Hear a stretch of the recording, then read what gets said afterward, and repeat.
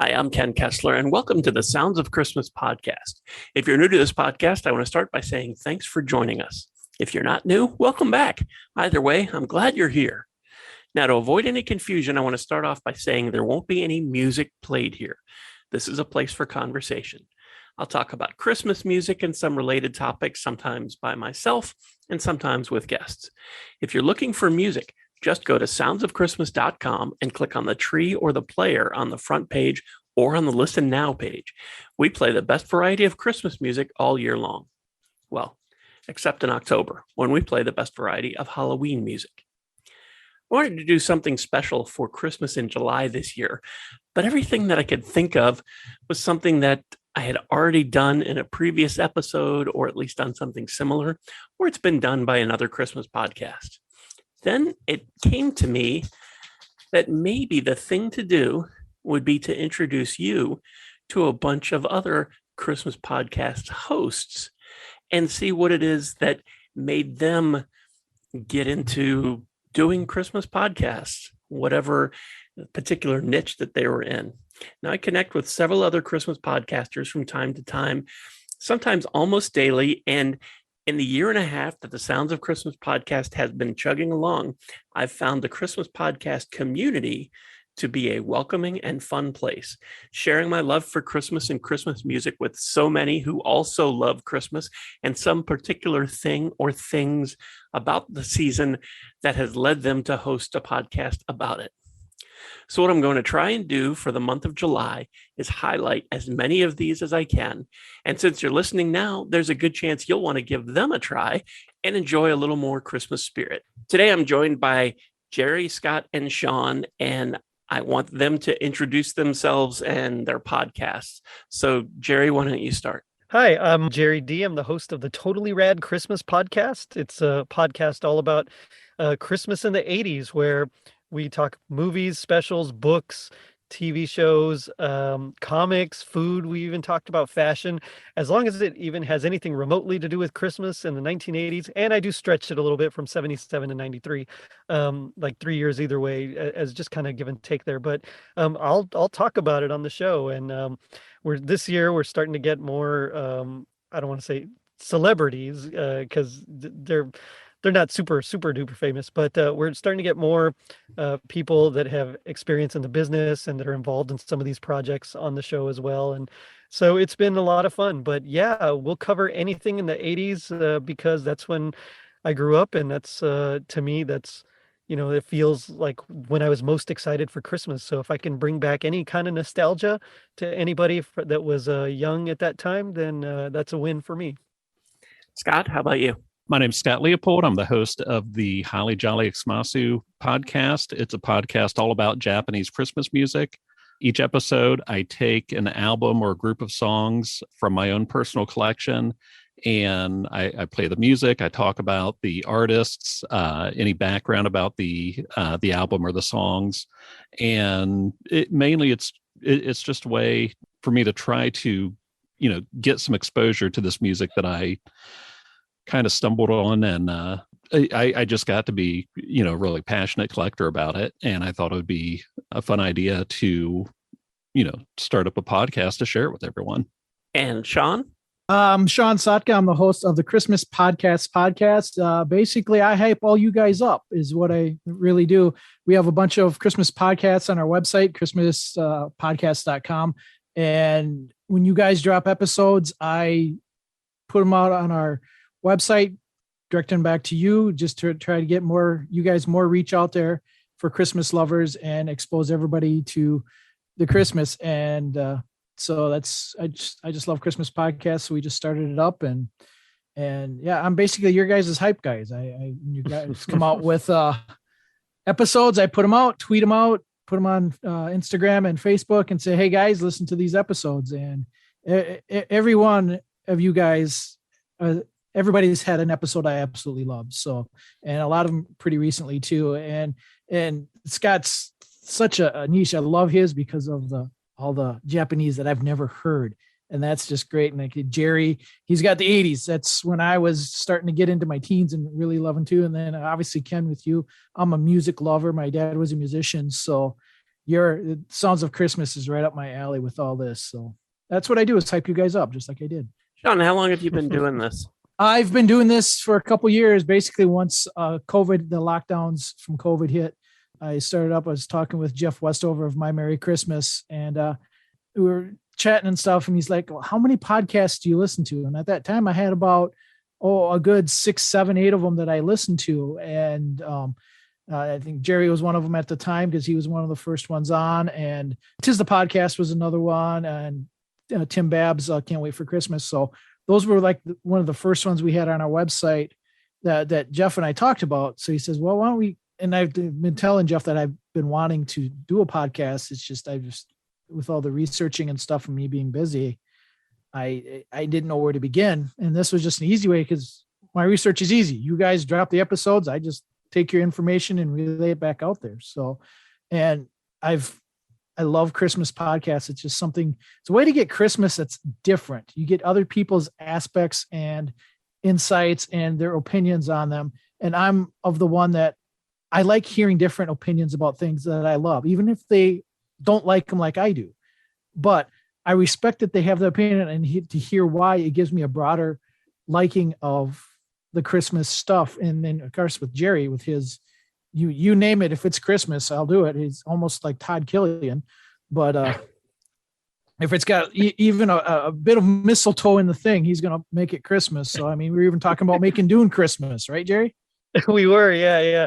But it's mostly just an excuse to mash together my two favorite things, which are the 80s and Christmas. So sometimes I do really stretch the definition of what counts as Christmas, but most of the time I'm pretty well in the pocket, I think.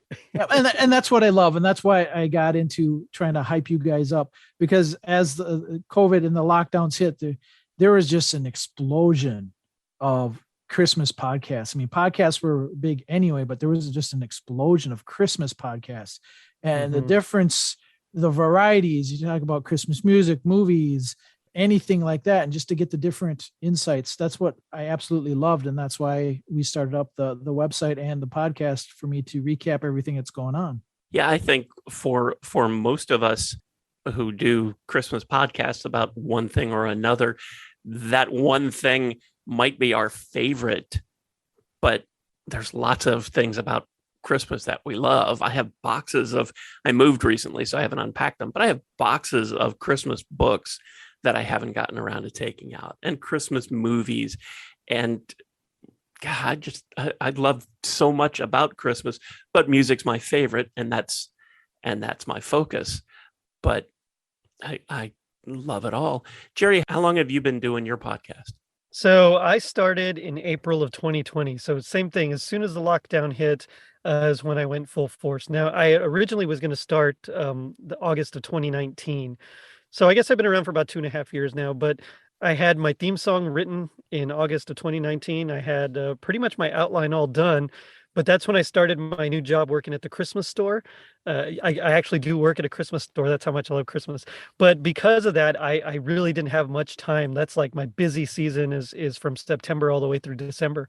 So I kind of waited, and I was going to start it that following August, but then lockdown happened, and I thought, okay, I'll just go ahead and start it now.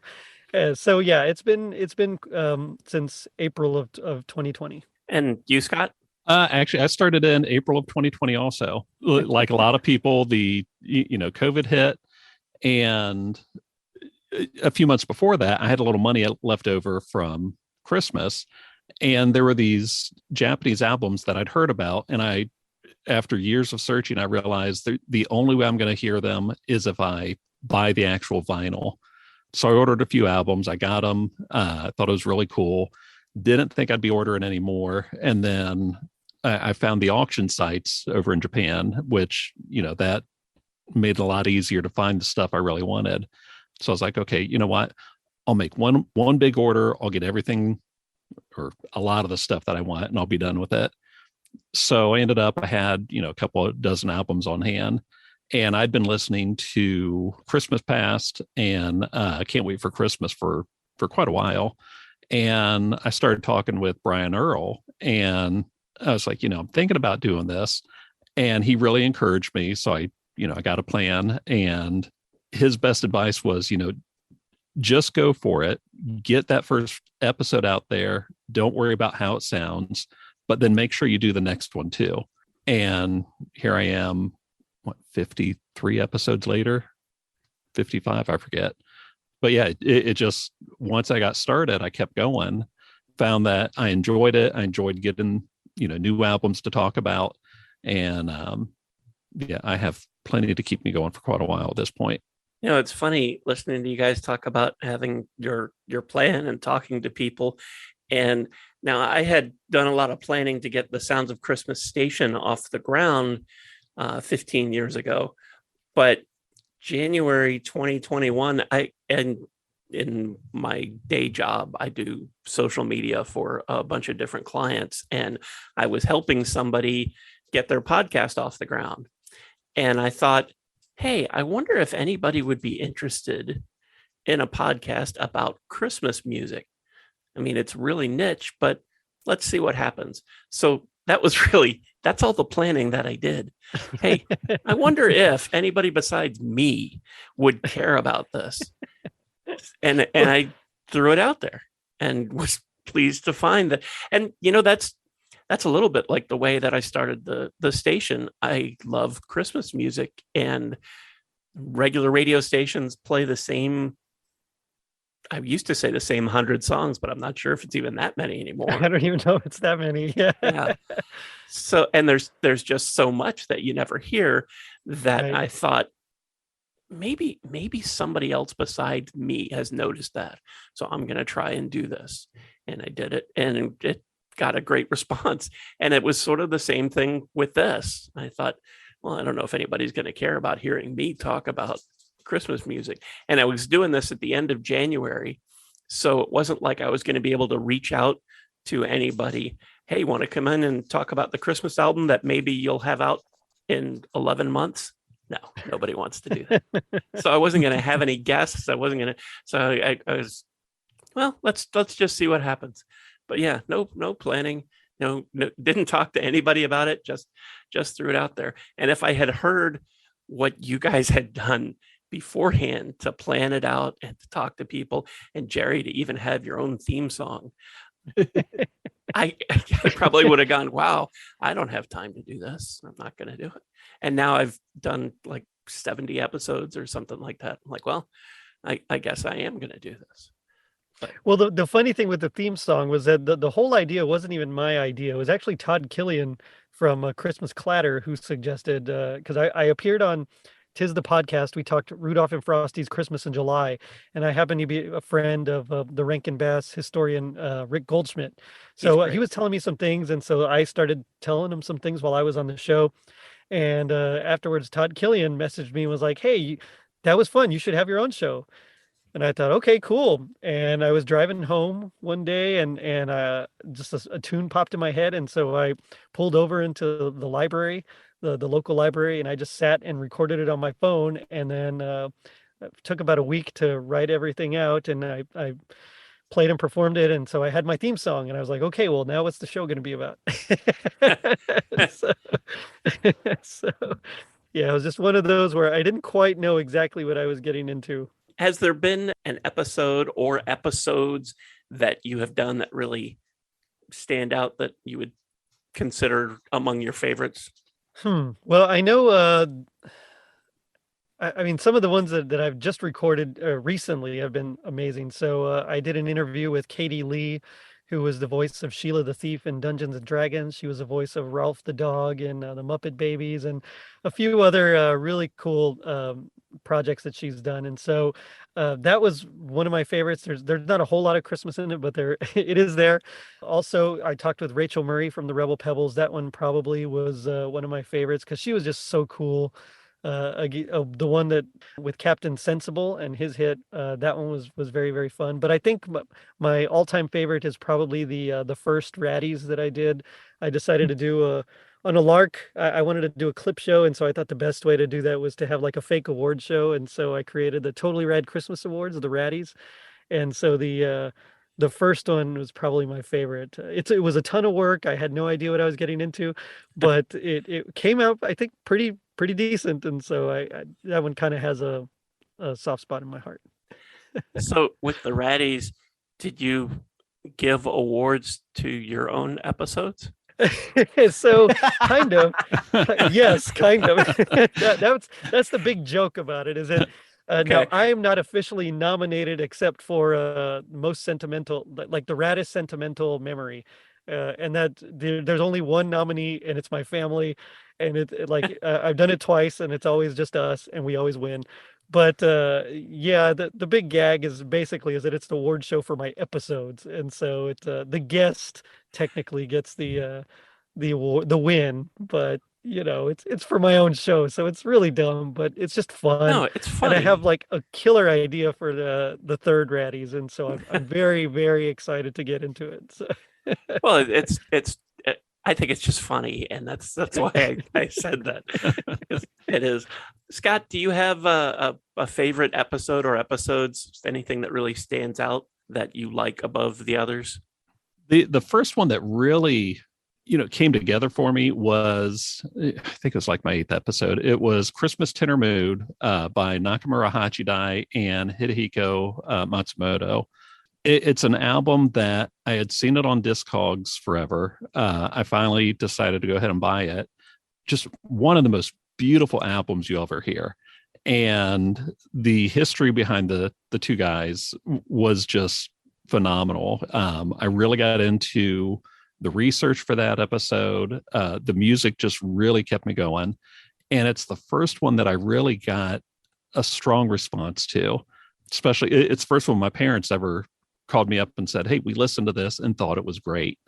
So that one, that's always going to be one of my favorites. And then my first Christmas episode, I covered Jun Fukamachi's Now Sound Christmas. It's one of the most unbelievable albums you'll ever hear. It took a lot of trying for me to finally get a copy, and it'll blow you away. It's unlike anything you'll hear any place else. So that was fun, just getting the album, hearing the album, and doing the research for it. There's a few others that really stand out, but one of the most enjoyable ones I've done was when I had Gerry on. I covered an album, GMO Christmas Songs. It was super fun, yeah. It's from like 86. It's video game music versions like of chip tunes, yeah. Yeah. And I've tried repeatedly to get it on vinyl, just because I thought it'd be fun having this digital album on vinyl. I still just have the CD, but that was a lot of fun to do. And I've got some plans to have guest episodes in the future. I just haven't gotten to the point where I've got all the music that I want, so that I can get those lined up. Yeah, I know that feeling of not having all the music that you want, because I go through that. I go through that all the time. Let me dig down a little deeper with you on one thing, Scott, because I don't know if people get this who aren't into collecting music when you talk about how hard it is to find certain things, because most people think, well, you go to Spotify or you go to YouTube and you put in the box what you're looking for and 7 things come up and there it is. But it's not like that with the music that you're looking for. Physical media is still really big in Japan, and there's a variety of reasons for that. Part of it has to do with the idol system, where if you're a fan of a band, the more copies of a CD you buy, the better chance you have of winning concert tickets, posters, and stuff like that. But then a lot of the artists are very reluctant to have their music put on streaming services. Tatsuro Yamashita, who his Christmas Eve it's the biggest Japanese Christmas song ever. He gave an interview a couple weeks ago, and he said he will never allow his music on Spotify. So I mean, it's a pretty common attitude. So finding this music, some of the stuff, there's kind of shady download sites that you can find it on, but the bulk of it, you really can't find it anywhere other than buying the physical media. So that's a challenge. And then the fact that a lot of this isn't on Discogs, so you can't just type in the English version of the title or somebody's name and find it. you have to be able to search for it in Japanese, and not speaking Japanese, that that presents additional challenges for me. Yeah. But I've been lucky. I've connected with some Japanese Christmas music collectors. I've got some sites that I can rely on where I've got lists of songs and albums, and so a lot of it's a starting point. But the amount of time that I spend just doing searches on the various sites that I rely on for these albums, it's it takes up a lot of time. Oh yeah. I can certainly understand that, because back in the 80s, I was haunting used record stores looking for things that were on my list, and then CDs came along, and not everything that was on a record went to CDs. I would work in different music stores. I remember the excitement when the Rolling Stones music came out on CDs, and the way they did it was everything all at once. It was one Tuesday, all of their albums were now available on CD. Then the Beatles did theirs and parceled it out so that in February, the first 4 came out, and then a couple months later, the next ones came out. And they did that throughout the year. And then it came to digital, and people were holding back. The Beatles weren't going to do it for a long time, and then they made a deal, and finally it came out. And there have been other holdouts, Bob Seger, I think. I don't know if there are any big names, American artists, big names that have still held out. So it's really interesting to hear that how different it is with the music in Japan, that it's not unusual for artists to hang on to their music and not put it out on Spotify or iTunes or whatever else is out there. Well, and a lot of the older stuff has never even been re-released on CD. So you'll have a single by someone who ended up being, a key musician that, it came out in like 62, 67 or whatever, and it has never been re-released anywhere. So that can lead to, there's certain albums, certain singles that are very cost prohibitive. Mm-hmm. There's a few that I know that if they show up, they go for anywhere from $500 to $800, and just for a single. Wow. So some of those I know I'll never get. There's one that I got recently that every copy I've seen sell previously was like $300 to $500. I got it for like $45. Wow. How it didn't get any other bids, I have no idea, but I wasn't going to complain. That's a great feeling. When somebody's selling something and they don't really know what it is they have, and you can get right in. Yeah. And I know that feeling because I was a band director for a while, and they made me teach like music appreciation class and stuff like that. And so I turned it into like a film music class. And so I would hunt down like scores from film composers, and some of them were, the only way you could get them was on bootlegs. Of course now they're out, but at the time it's like you had to find it and get lucky and hope that it wasn't $200 to $300 while you were at it. So scoring something for cheap that's supposed to be ridiculously expensive is always a feeling of Christmas. Well, and some of this stuff, I think there's a limited audience for it. So I mean, you've got hardcore collectors both here and in Japan, and I think some of the really good deals I've gotten, I think, have just been a matter of timing, where something will hit, something will come up for auction, and I'll be lucky enough that the other collectors who really want it just happen to be the ones that I lost out to the last time. So in fact, I had an album yesterday morning like that. Nice. That last copy, I fought this guy. I gave up. It hit like $130, and got it yesterday for $13. So I remember late 90s Roger Daltrey of The Who appeared in a version of A Christmas Carol. And it was mostly a traditional version of the story, but there were a couple songs. And there was a CD single of one of the songs, Roger Daltrey and Choir or something like that. And that would show up on eBay.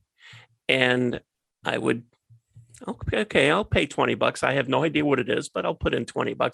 And I would instantly get outbid, and it would go for hundreds of dollars. And then finally, somebody posted it, and they had no idea what it was. They posted a picture of it, but they didn't even put Daltrey's name in it. And I got it for like $5. I was so excited. And then it arrived, and I listened to it, and you can't tell that he's singing. Oh, no. Just completely overpowered by Choir. And I'm like, oh, well, okay, $5. That's okay. I have it. But I can't imagine if I had gotten caught in the fever and spent $300 or $500. Well, I wouldn't have spent that much, but and then get this thing and like, oh my God, I'm so stupid. Of course, then I would have turned around and sold it on eBay again and hoped to get it back. But now, see, I lucked out like that. Somebody, there's a record from the early '60s that it's typically like a $40 or $50 album, and somebody listed it and they just called it a Christmas album, and the description basically said it's a record. And I was like, well, I'll bid my $10 and see what happens. Nobody else bid. So I was pretty pleased. Wow. Hey, Sean, I know what you do is so much different than this. It's probably hard for you to pick out any standout episode or episodes that were your favorite. And I don't want you to hurt anybody's feelings if you don't say, well, I got it. There's 67 different podcasts on there and I have to pick one from each one. I don't want you to have to do that. But are there particular episodes that stand out for you that maybe you would even want to listen to again? Oh, there's tons of them. And I've got favorite episodes on every single podcast that we host on ChristmasPodcast.com. As a matter of fact, going to you, Ken, your latest one that I didn't mention earlier was how to make a Christmas hit. I listened to that one, and that one was so interesting, and the story behind it and how it came about too. Because you said, yeah, you're just going to take clips from it from a different podcast. I'm so glad they gave you permission to do that, because even you just describing it, you can't emote the emotion and everything that went behind all that. So hearing them and them giving permission, I'm so grateful they did that, because that was one of my favorites of yours too, as well as, like I said earlier, the lawsuits that were going on, because that's so interesting. And Gerry, I can't, because he's got so many that are so fun, because that's when I grew up. I mean, come on. I mean, how can you narrow it down, really? And Scott, I mean, I can't pick one out either, because everything is so different from what I've heard. I've just listened to all this interesting Japanese music come out, and then you give them the stories behind it. You doing the research you do. That's what I also like about all the podcasts, is when people have the research behind what they're talking about too, and they give all this information. Yeah, some don't put it out in, like, there's a podcast that says the most under-researched podcast there, but they're giving their opinions too, which is, how do you research giving opinions? You're telling what's from the heart. So whether you research like Scott does, and he does a wonderful job researching, and Ken, you too, obviously, but you've also got a bunch of history. So I don't know how much researching you have to do versus just cleaning off the dust balls and the memory back there to say, hey, what was that again? I got that problem too. So, and then Gerry also does a great job of researching. I mean, with that Captain Sensible, I mean, like you said, you can't find it, go to the source. That's not the first time he says he's done it. So, I mean, those are some great ones there. I mean, like you said, I told Gerry that Captain Sensible is the most recent one of my favorites of Gerry's. Obviously, the Raddies were great. Yeah, I even got to participate in that and make a fool of myself on it. It's always fun to do that. And yeah, like I said, every podcast that I listen to, I have a favorite, and I'm always excited when new ones come out. And even some of the ones I don't always necessarily listen to all the time, every one of them has got a episode that I love listening to. And I'm so thankful for you guys for what you do is what it is. And so thankful that you allow me to link back to your podcast and get it out there for other people to enjoy too. So, I mean, that's what we do is we take the ones that I feel people would really like. And it may not be my cup of tea most of the time. There are a few podcasts on there. I don't necessarily listen to all of them just because the title, okay, that doesn't interest me. Doesn't mean it's bad. And doesn't mean nobody else will like it, which is why I'll put it out there. It's because you can my thoughts always, you can disagree. You can have disagreements about stuff. That doesn't make one person right, one person wrong. It just means they have different opinions. So I want to get, whether I like it or not, I still want to get it out there. So other people, because I know there will be other people out there that like it. So whether I listen to them all or not, it's a moot point. I want people to listen and get what they like because somebody else might be looking for it. So yeah, one of the things that leaps to mind when you say that, and I'm certainly not picking on the podcast of somebody who's not here, but the Seasons of Eating podcast, some of the stuff is that he puts out there is I don't want to say gross, but some of it I'm no interest. But the way that it's put together, it's so interesting. I do want to hear what comes next, even though there's no way I'll ever make that. And if you make it, I'm not even going to try it. The biggest thing, especially with Seasons Eatings, yeah, he's got a lot of, I'm Scandinavian, so a lot of the stuff he talks about, I mean, it's right up my alley.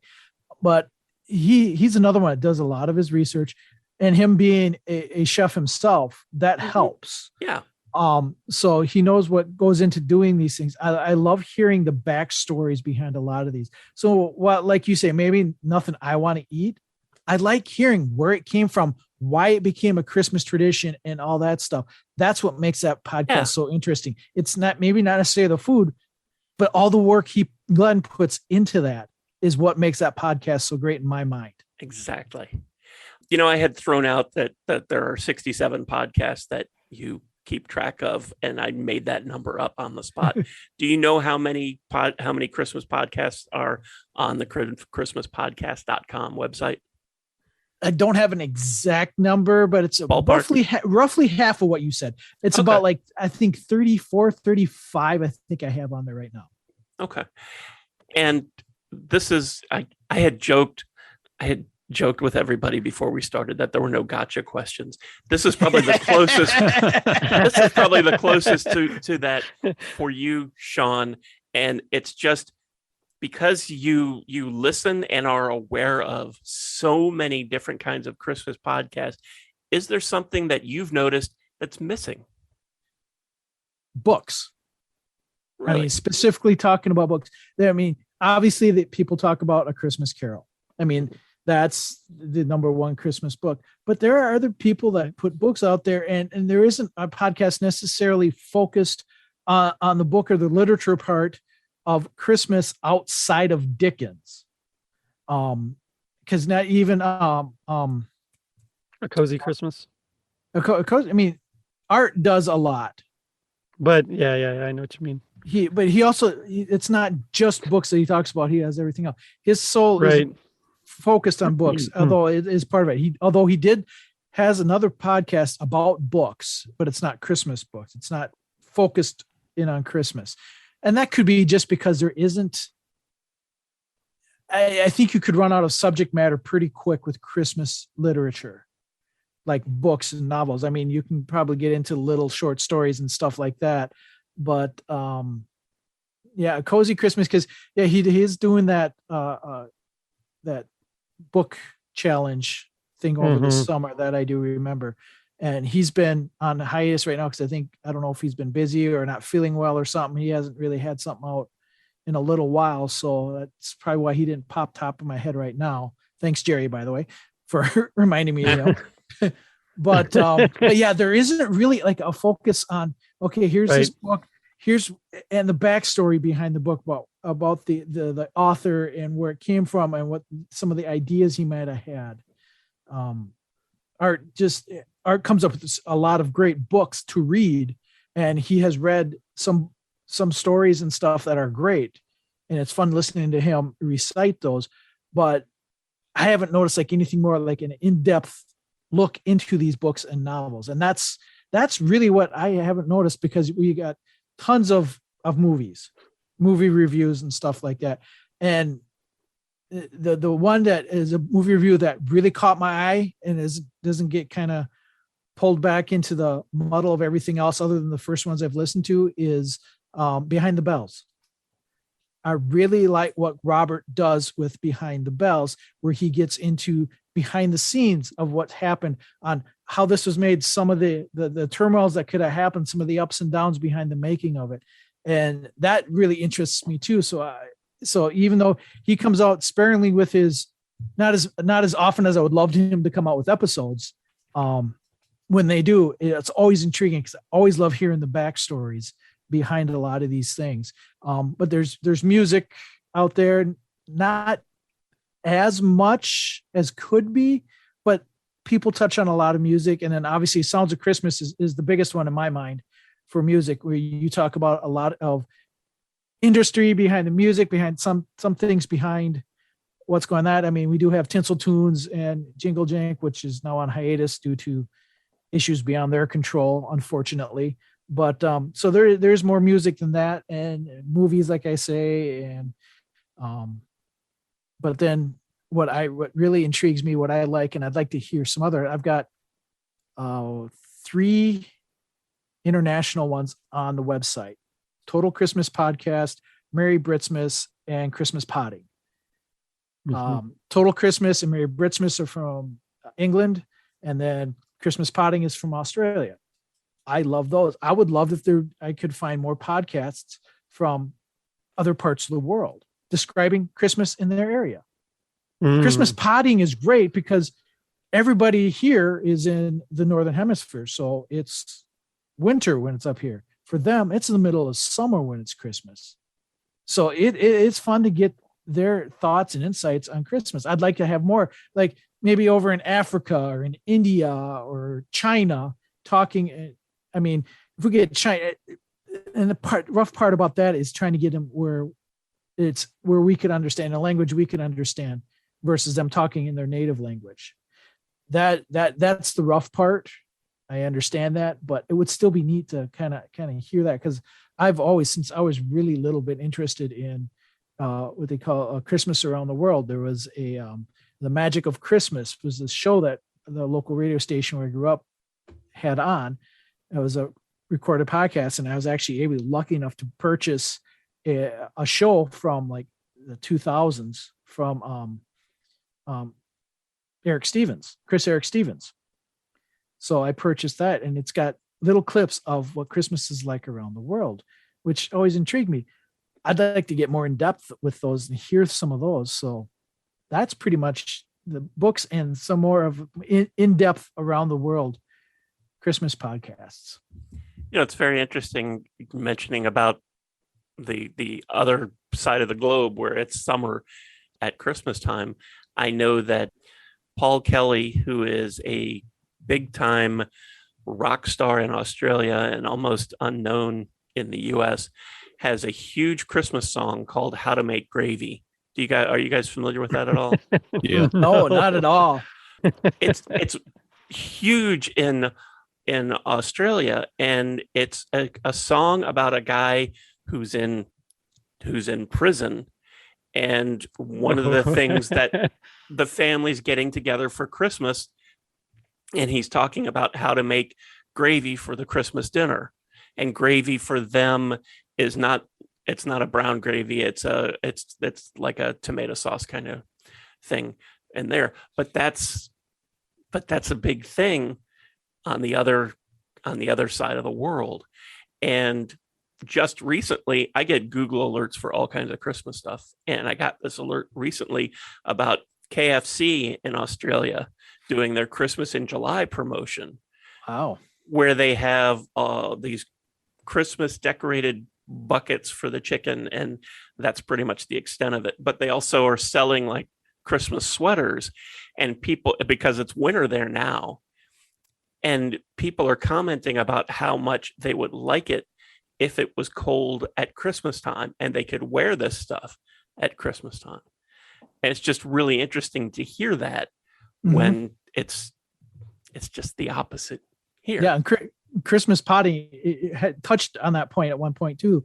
And one of the hosts, Ness Gibson, she puts on this huge Christmas in July party. I mean, it's like the only thing bigger is her Christmas party that she puts on during the summer, but she puts on this huge Christmas in July, so they can wear their Christmas sweaters and all that stuff. They spoke about that on one of their episodes. So yeah, like you said, that stuff intrigues me, just hearing all the different, and then hearing, I mean, even from Britain to here, just the different words. We use the same word, but they mean two completely different things. And that's what I love hearing. That's why I like Merry Britsmas. That's why I like Total Christmas Podcast. Other than the fact that Jack is just hilarious anyway. He's just a fun character. And, but you hear all these things, and I love to hear the difference in what they do versus what we do here. You know, it's funny that you say that. When I did the, I think it's the most recent podcast, the Christmas Hit podcast that you were talking about. The segments of the podcast I got were from a UK podcast called The Modern Man. It's Ollie Mann, Mann, who is the host of the podcast. And in listening to this, as they're talking about Christmas, and there's lots of things that they mention in it, and I had to Google it. I had to figure out what does that mean? Oh, okay. I guess that's a thing over there. Okay. And when at one point he's talking about the big Christmas songs, and he mentions Wham, and he mentions somebody else who I have no idea who it was. And those were the top of mind, top Christmas artists that he had thought of. Whereas over here, it would be hard for Mariah Carey not to be one of the people that you suggest, regardless of how you feel about her or her most famous song.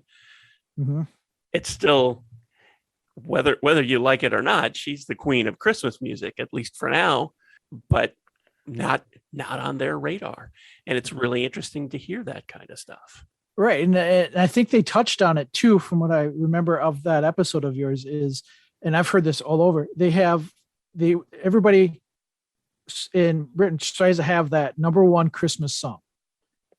And it's not necessarily a song about Christmas. Right. It's just they want to be number one on Christmas. So over here, a lot of people will take songs that aren't necessarily songs about Christmas, or even like Jingle Bells, where it's like Through the Snow, something adjacently like Christmas or wintertime or stuff like that.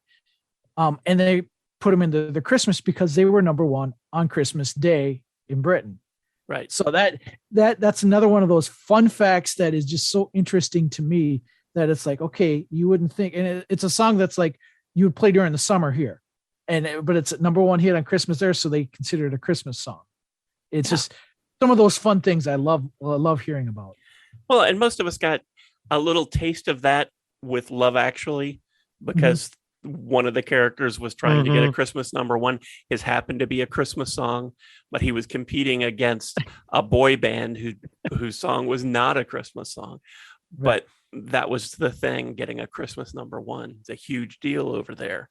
Billy Mack. Yep. Yeah. And it's the other thing that's really interesting about that, or at least I find interesting because of the music part of it, is that they're all excited about getting a Christmas number one.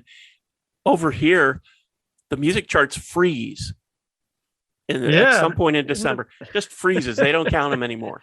So, so there's no Christmas number one. They'll be back after the first of the year. And part of that is that so many traditional radio stations go all Christmas, and they're not playing new music anymore for the, at least the last half of December, although many of them start in November. But but the charts here, they freeze. And if you don't know what that means, it just means exactly like it sounds like. The last chart in the maybe second week of December, that's where Billboard stops counting the songs until they get into January and people get back to work and things get back to normal. And then there's a new chart that comes out. But it's much different than the way it is over there, where they're all, and the Christmas #1 in England is such a huge deal that people are talking about it. They're betting on it. It's amazing and completely under the radar here. Not a peep. Scott, is there anything that you have wanted to cover or feature on your podcast, but you haven't gotten around to it yet, but it's still sort of in the pipeline? And I don't want you to have to spoil anything, but anything that you want to mention? I've got, I have quite a few episodes planned out for the future. I don't have like a strict schedule, like going forward for a few months, but there are things that I do have planned. One of the things, and you were mentioning the Christmas in July promotion by KFC down in Australia. Kentucky Christmas is huge in Japan. Back in, I think, the early 70s, KFC essentially convinced people in Japan that people in America go to KFC for Christmas. And that turned it into this huge cultural thing over there. So it makes you wonder, like, if someone were to just, it's like the biggest joke. Like, you just imagine someone at the executive or at KFC just being like, psych. I got him. And it worked out for him. It's such a big thing that you have to schedule your Kentucky Christmas dinner months in advance if you're going to get a KFC one. But beginning in the mid 80s or so, when they would have their Kentucky Christmas commercials, they would put a pop song along with it. And it's always a Christmas song, but I know Maria Takeuchi, her song Happy Holiday, it's been like the Kentucky Christmas song for like the last 20 plus years. I know a few of the other songs. I've been trying to find out, a complete history of it so I could have an episode dedicated just to the Kentucky Christmas songs. So I'm still researching that, but I've been talking to Craig from Weird Christmas for quite a while about having him on for a Weird Christmas episode. I have some very interesting stuff lined up for that. And other than that, I've got some really fantastic albums that, I try to space out the ones that are the absolute best, just because I don't want to cover all those right now and not have some of these just really phenomenal albums to look forward to. So those I tend to reserve for Christmas. So yeah, and once we hit December, make sure you tune in around the 25th, because that's when the really exceptional stuff will be covered. Gerry, how about you? You have anything that you have wanted to cover or feature, haven't gotten around to it yet, but it's still sort of in the pipeline? And if there's something that's sort of secret that you don't want to reveal, that's okay. But I have a ton of things that I really want to cover, and I just haven't gotten there yet, just because there's so much to cover. Like, people, when you tell them it's a podcast about Christmas in the 80s, they're like, well, that's what, like 3 movies and like 3 songs. It's like, well, no, there's a ton, really. Most people don't realize. And one thing that I'm working on, there's been phone calls and emails and stuff already, is I really want to cover Weird Al, some of his Christmas songs. He doesn't get enough love as a composer.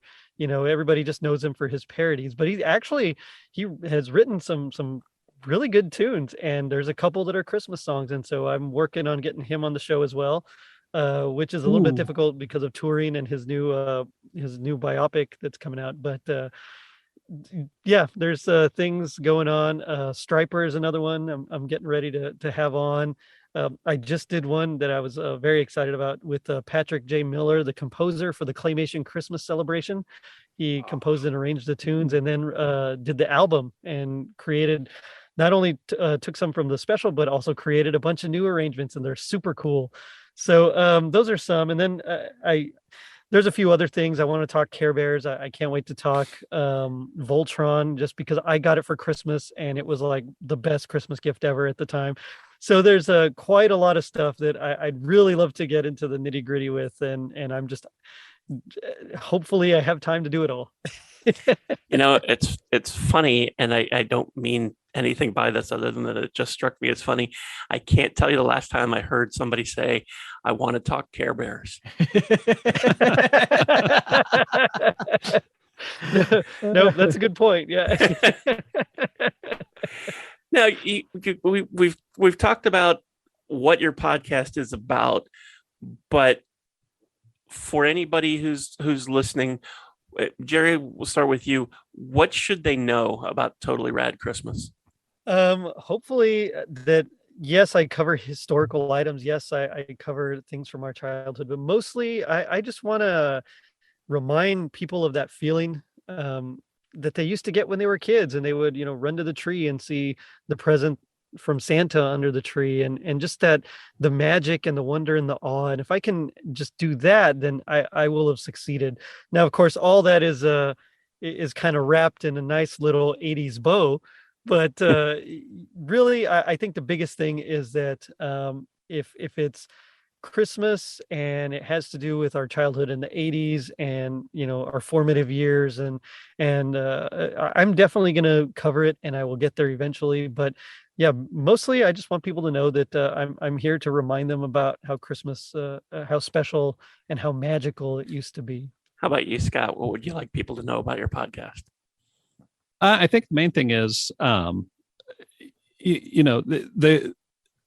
there's a lot of really fantastic music that we just never hear on in this hemisphere, and the stuff that I cover, typically you really can't hear it anyplace else. Especially the older albums that I get, the older vinyl that just has never been re-released anywhere. You can't find it on YouTube. When you tune in to listen to my podcast, you're going to hear something that is most likely completely new to you, and that you're not going to be able to find elsewhere. And Sean, what would you want people to know about the Christmas Podcast's podcast?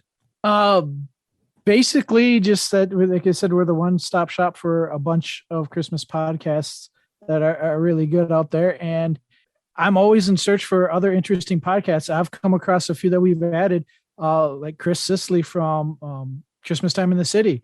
He turned me on to Christmas Countdown Show with Danny and Eric. And those two are hilarious together, but they have such a love for Christmas. It's fun listening to those two counting down top 5, whatever they feel. Yeah. And it's different. It's completely different, which makes it so fun. And you can feel the love for them so that they have for Christmas. And that's just one of the fun things about this whole community that we're in too. We each back each other up.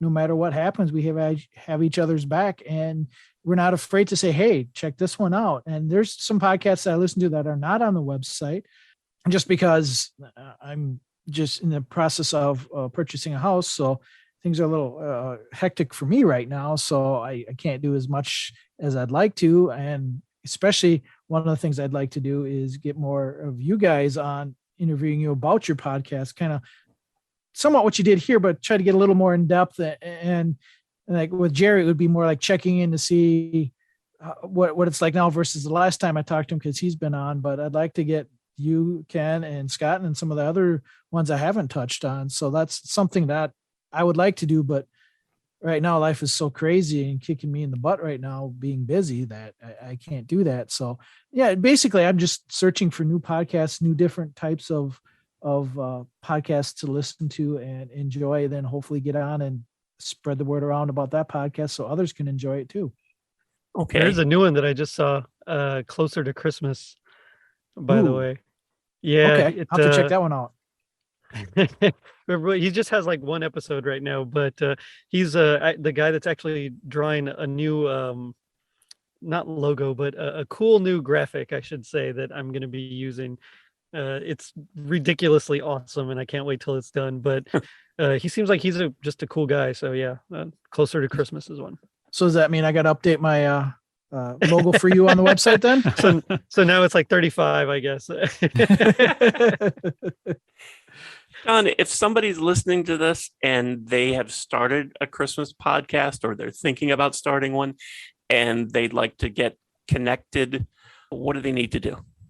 They can go to christmaspodcasts.com and on the front site there, you'll see where the latest episodes are in the page. And then near the bottom, it's there's a site directory and it says submit. Okay. I speak for a living. Can you tell? Submit a podcast. So you click on that and you can submit a podcast that if you started a podcast or if you know of something, and then we can reach out and try to get the podcast on the site, and I'll listen to it and see, and hopefully we can get some new stuff on there. Do you need to be the host or involved with that podcast? Or generally, yeah, because there's a lot of the questions they'll say that. Otherwise, you can just hit the contact us and just, if you know of a podcast, and let me know about it, and then I can reach out and try to find out who hosts that, and then I'll try to get a hold of them and try to get it on. So, okay. Scott, what other than going to christmaspodcast.com, how can people find you? Right now, I'm hosted on Libsyn, so my URL. I mean, you should be able to find me. Just Google me. I'm on most of the major platforms. My actual site is hollyjollyxmasu.libsyn.com/website, but you can find me on Amazon, iTunes, most every place else. And Gerry? Yeah, same thing. I'm everywhere, literally and figuratively. Everywhere. Someone was asking me about how many podcasts I've been a guest on, and it's actually 29 now. I thought it would have been more than I host. Well, the 30th has been recorded. It just hasn't dropped yet. But you can find me anywhere you get podcasts. I'm there. But I have a website, totallyradchristmas.com. I also, of course, am on Facebook and Instagram at Totally Rad Christmas, Twitter at Rad Christmas, and I have a Facebook group, Totally Rad Christmas Mall and Arcade, where folks can interact with me and post anything they want, 80s or Christmas. Cool. Very nice. Guys, thank you so much for sharing some Christmas spirit with us today. Thank you, Ken, for all you do. And thank you, Scott. Yeah, thanks for having us on. And thank you so much for listening and for continuing to support the Sounds of Christmas station and podcast. The station is still on, by the way, so anytime you need a little musical Christmas spirit, just head on over to soundsofchristmas.com and click on the tree or the player on the front page or on the Listen Now page. You can also find our app in the Google Play Store. And as far as the podcast goes, we're now on over 30 podcasting sites, so you can find those at soundsofchristmas.com. Just click on podcasts and you will find the directory of everywhere we are. Or as Sean had said, you can go to christmaspodcast.com and then you can subscribe and you'll never miss another episode. If you have comments or suggestions on this episode, previous episodes, the Sounds of Christmas station, or the upcoming standard station, feel free to reach out to me on social media or through the website. Thanks again. And may you always believe in Santa Claus.